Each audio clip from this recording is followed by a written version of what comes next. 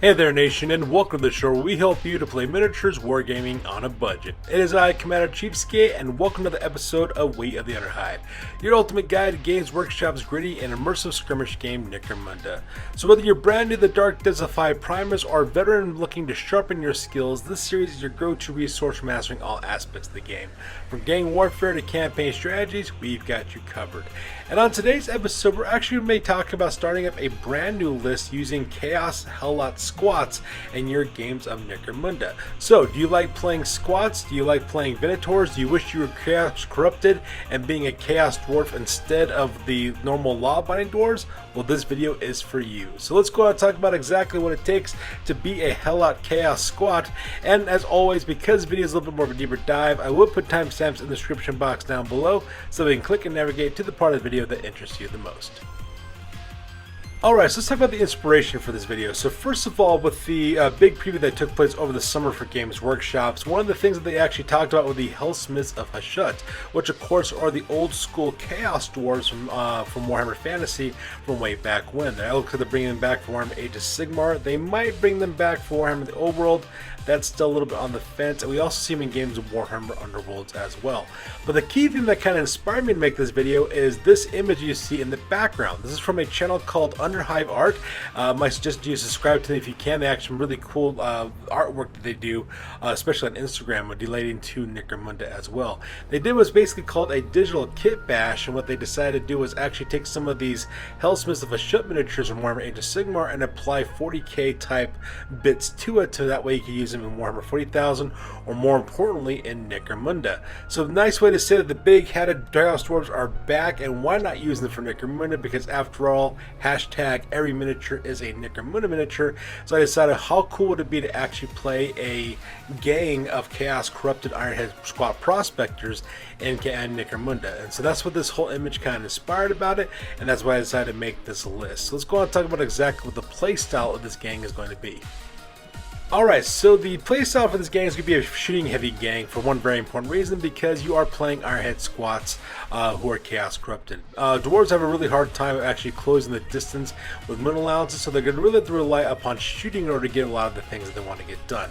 Plus, traditionally speaking, when it comes to Chaos Dwarves, according to the lore, they make all kinds of advancements in long-range weaponry. They use missiles, they use artillery, they create, demon-infused weaponry, all kinds of cool stuff. So, shooting is going to be very prominent for this gang as well. However, even though you do have a lot of shooting in this gang, you still have some pretty balanced close combat. The reason why is because Ironhead Squad Prospectors do have access to really powerful close combat attacks. So if your enemy does manage to close distance with you and engaging in close combat, you can definitely strike back really powerfully with those close combat attacks. At the same time, we're also doing some very narrative proxying with a lot of the miniatures that we're using by using Venator rules in order to do that. One of the hallmarks of actually playing a Chaos Dwarf army back in Warhammer Fantasy was the variety of different species that actually fought for you. Not only did you have Chaos Dwarves, but you also had Bull Centaurs as well as Hobgoblins, and we're going to incorporate that in a Venator gang to kind of create this very unique gang that you can create for yourselves and use it on the tabletop as well. So that's the play style you're basically seeing in this gang. Now, because you are a Venator gang, what you have to do is actually pick 4 skills to act as your primary as well as your secondary skills for your Venator gang. And this is of course coming from the Bone Dry and Broke supplement for Necromunda and Apocrypha that came out in Warhammer Community earlier this year. So the 4 skills that we're primarily focusing on, ranking from 1st to 4th. Number 1 is going to be shooting, because obviously you're going to want that to have that. Second is going to be combat, because combat's also very important as well. Our 3rd skill is going to be brawn, and our 4th skill is going to be savant. Now the reason why with these skills, because obviously shooting and combat are very important to Venator gang, specifically if you're playing a Chaos Dwarf or a Chaos Helot squat type of gang. Brawn is also quite important as well, because a lot of these characters are very strong as well. You also want to hit back really powerfully as well. And the last time, of course, we use Savant to represent these guys are very ingenuitive and also really tinkering with weapons and equipment, and also maybe some arcane forces as well. By picking these 4 skills, we're actually having a huge impact on your gang's primary as well as your secondary skills. So for example, for your leader's primary skills, their primary skills are going to be shooting, combat, as well as leadership, and their secondary skills are going to be brawn and savant. For your champion's primary skills, they're going to have shooting, combat, and brawn as their primaries, with savant as well as leadership as their secondaries. And for your Venator specialists, if they level up to be specialists, their primary skills are going to be shooting and combat, with brawn and savant being their secondary skills as well. And that's the reason why we ranked them in this order, because depending on how you rank them and order them in your Venator game, that's the kind of skill axis that your fighters will have as you progress through the campaign. So one of the big challenges actually making this gang is figuring out that we did want it to be chaos corrupted, because obviously to be a chaos dwarf you do have to be influenced by chaos. The problem though is, which of the 4 ruinous powers are we actually going to follow for Necromunda? Now in the Warhammer Fantasy, the Chaos Dwarves actually followed Helot, which is basically a lesser chaos god of darkness and greed and fire, which is actually a pretty cool character. They're represented by the bull. That's why there's a lot of bull motifs for these characters. It's actually based a lot on ancient Sumerian and Mesopotamian mythology from back in the cradle of civilization in the ancient past. That's also the reason why, if you look at the Chaos Dwarves, they have very much like a Sumerian type look. They got the tall Shako type hats. They got the braided beards. A lot of their monsters are kind of like, a mixture of bull as well as human. This is a referral back to ancient Mesopotamia as well as Samaria in the ancient past. Anyways, enough of the history lesson. So the problem that we ran into, of course, is trying to figure out how we're actually going to use a Chaos God to represent what they needed to have. So because I decided to pick the Architect of Fate, not because these guys technically worship Sneech per se, it's just that the buffs that this Chaos Corruption actually provides is very much similar to what a Chaos Dwarf gang would have, in my opinion. For example, once per round, a single fighter may ignore all modifiers when making a shoot basic action. So we're going to use that as well to represent the fact that these guys are using arcane, eldritch, wizardry with their weaponry to make them more accurate as well. At the same time, if you manage to get any chaos spawn, you get a 4-up ward save, which is quite nice. But the main reason why I wanted to use this as well is because the main difference between dwarves as well as chaos dwarves in the old days of Warhammer Fantasy was that chaos dwarves used magic while regular dwarves did not. So in order to create that same kind of similar game mechanic, we have psychic abilities now for Necromunda.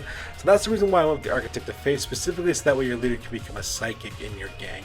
And that's the reason why we decided to choose this version of Chaos Corruption. So now that we're done talking about the play style as well as the unique game mechanics of the specific gang, let's talk about your starting roster. Your starting roster is called the Forgeborn Forgotten. They are a Chaos Corrupted Venator gang right now, 1,250 credits. And starting out, the leader's name is Shuka the Kinslayer. He's a squat hunt leader costing 305 credits. This guy is quite expensive. He does have measured armor for a 5 armor save. And we're giving this character a 2-handed power axe. That way you get the versatile attack with that 2-inch versatile trait with that striking of that 2-handed axe. It's also gives you +2 to your strength as well, which is also very deadly. We're giving this character an Ironhead bolt pistol as a backup weapon, so that way they can shoot at short to medium ranges. If you level this guy later on, you can get him the bulging bicep skill, so that way he can use both his power axe as well as Ironhead bolt pistol in close combat. For now though, he's going to only use his Iron Hand power axe as his close combat weapon, with his bolt pistol as a shooting attack. We're also giving this guy a circular stone saw as well for his power packs. That way you can use that additional attack in close combat. So that way, if you're able to get this guy bulging biceps later on, this guy will get 2-handed power axe attacks, a Ironhead bolt pistol attack, as well as attacks from a circular stone saw. So this guy will be a blender in close combat as well. We're also giving this character Mind Fleck Shard Grenades for free, and the reason why is because we're taking a Cold Traders alliance with this gang. Not necessarily because of the game mechanics involved, but for narrative choices. But I'll explain that a little bit more in detail. But whenever you join up with one of these Cold Trader alliances, you get to randomly pick a weapon. I felt that these grenades would actually be the best to use because it does cause damage to psychers with that Mind Flex Shard Grenade. So I decided to use that to kind of represent the fact that these guys are using demonic and eldritch technology in their weaponry. Now for his skill, we're going to take Rain of Blows, and the reason why is because that way his fighting actions are a simple action. You really want to combine that with his 2-headed power axe, because you do have that versatile trait, so you can strike twice with that weapon and do simple actions for that fight action, which is quite nice. And because this gang is dedicated to the architect to fit, your leader does become a psyker. We're giving this character technomancy. Now the reason why we're doing that is because to represent the narrative background of Chaos Dwarves using Eldritch technology, as well as infusing demons with their technology as well. It's very much a technical type of thing. So he has Techno Affinity, which allows him to reroll armor ammo rolls, which is quite nice because there's Ironhead Bolt Pistol. But we're also giving this character the Manipulate Lumen skill power, so that way you can take a double action and turn off the lights. Now the reason why we did that is because, you know, Hashut is the Chaos God of Darkness. So to represent the fact that this guy is part of that, we're taking Manipulate Lumens to do so. You can also upgrade this character later on with Overcharge to make their shooting attacks even more deadly. So, let's move on to your guys' champions. You have Rizkana of Iron Rain. This is going to be a squat hunt champion. It costs 260 credits. This character's got mesh armor for fire armor save, as well as an Ironhead Heavy Stubber, because Ironhead Heavy Stubbers put out a ton of lead, which is all kinds of fantastic. We're also giving this guy an axe as a backup weapon in close combat in case he gets charged against. And we're giving this character the Bulging Bicep skill, so that way they can still move this Heavy Stubber and fire it as a basic action instead of a double action as well. Very much similar to what you would want these guys to be able to use on the tabletop. After that, we have Gazrak Bull Breath. It's going to be your second squat hunt champion at 275 credits. This guy's got mesh armor for fire armor save, as well as an Ironhead Melt-A-Gun, because nothing says I punish you more than a Melt-A-Gun with rapid fire, which is absolutely terrifying. He's also got an axe as a backup weapon in case he gets charged in close combat, and we're giving this character the hip shooting skill, so that way they can move twice and then open fire with their shooting attack. Now you do minus to your Blitz skill, but squat hunt champions have a Blitz skill of 3. That'll put you up to a Blitz skill of 4, but if you're in the short range though, it drops it back down to 3 again, and you can just melt face with that Melt-A-Gun. So moving on to your hunters, we have the Even Scorned, which is a squat hunter specialist. It's going to cost you 130 credits. This character's got mesh armor as well as an Ironhead grenade launcher with seismic grenades, so that way you can get concussion attacks against enemy vehicles and also cause seismic attacks with those grenades. And we're giving this character an Ironhead stub gun as a backup weapon for shooting, just in case if they fail an ammo roll with a grenade launcher. You can also use it in close combat as well. After that, we have Dark Jagged Blade, which is another squat hunter. It's going to cost you 115 credits. This guy's got mesh armor as well as an Ironhead stub gun as well as an axe, and we're giving him a circular stone saw for his power pack, so that he gets additional attack in close combat. So he gets attacks with his stub gun, attacks with his axe, as well as with his circular stone saw as well. You want to make sure you pair this guy up with your leader, Suka, the Kinslayer, so that way he's not outnumbered against enemies.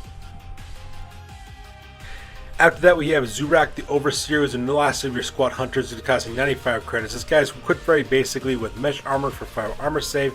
He's also got an Ironhead auto gun, which gives you rapid fire 2, which is quite nice. And we're giving this character a whip for close combat, so that we get that versatile trait in close combat.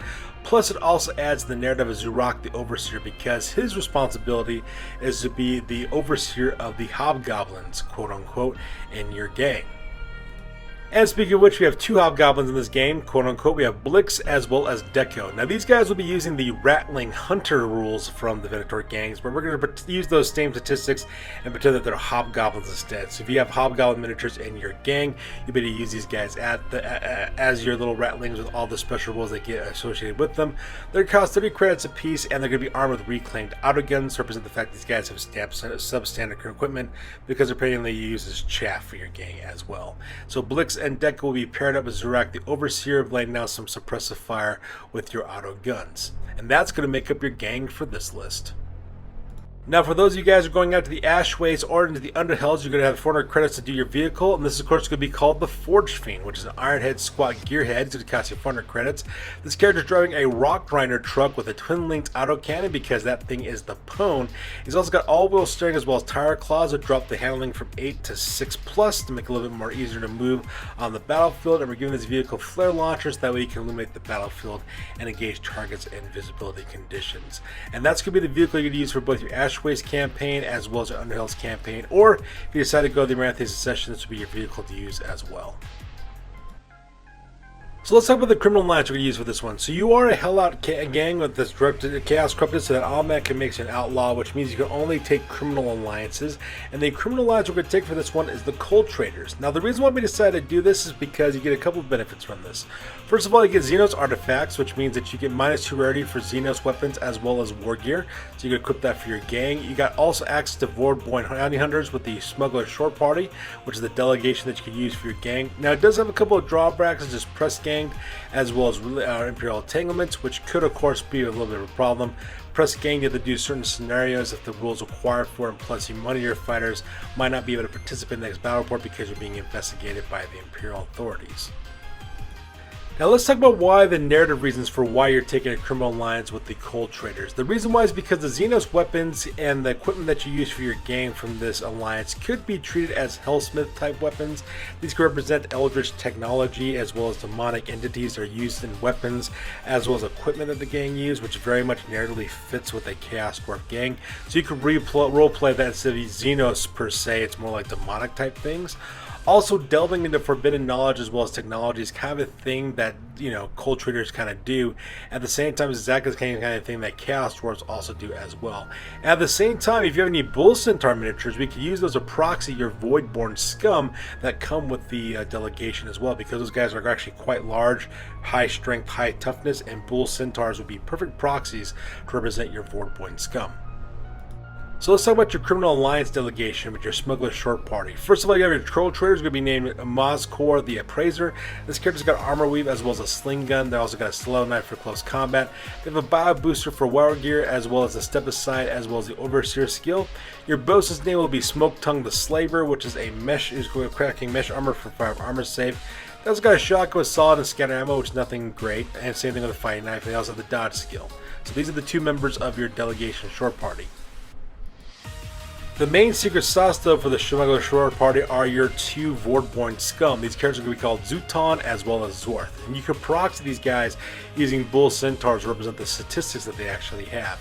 Now, Zuton's going to be armed with flak armor for 6-up armor save and the auto pistol as well as a fighting knife because he does have Ogren statistics, so the armor is not that necessary. And then Voidborn scum number 2 is going to be named Zorth, who's going to be equipped with flak armor as well as a last pistol as well as a fighting knife. So, even though the weapons are kind of basic, though, these guys are still striking a strength 4, toughness, strength 5, toughness 5. They got 3 wounds. They're basically Ogrins, and these Bull Centaurs will actually do a beautiful job of actually proxying those characters on the tabletop as well.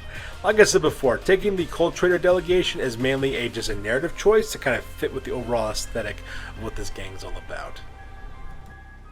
So in conclusion, if you're playing Hellsmiths of Ashut or Chaos Dwarves for your games of Warhammer Age of Sigmar, the Old World, or Underworlds, you might be able to use your same batch of miniatures to play multiple games with the same set of miniatures. You can play those games as well as play Necromunda as well, because like I said before, every miniature is a Necromunda miniature. You can save a ton of money and play a lot of games with the different miniatures that you actually have. And of course, if you end up using this list later on and win your own campaigns, please let me know in the comments box down below. I really don't get a chance to actually play test my own builds, so I'd like to hear exactly how it works out for you. Tell me how it works out for you, if it's good, bad, if it needs to be changed, whatever the case may be. I'd love your feedback on that as well. And of course, as always, if you guys have any recommendations for gangs that you would like to see, please put it down in the comments box down below, and if I like your idea, I'll make a video and I'll dedicate it to you for giving me the idea. So that's good for this week, guys. As always, please feel free to like, comment, and or subscribe. You guys' input is valuable to us as always. I am Commander Cheapskate. I will catch you guys next one. You guys stay class in the comments section. Peace out. Catch you later.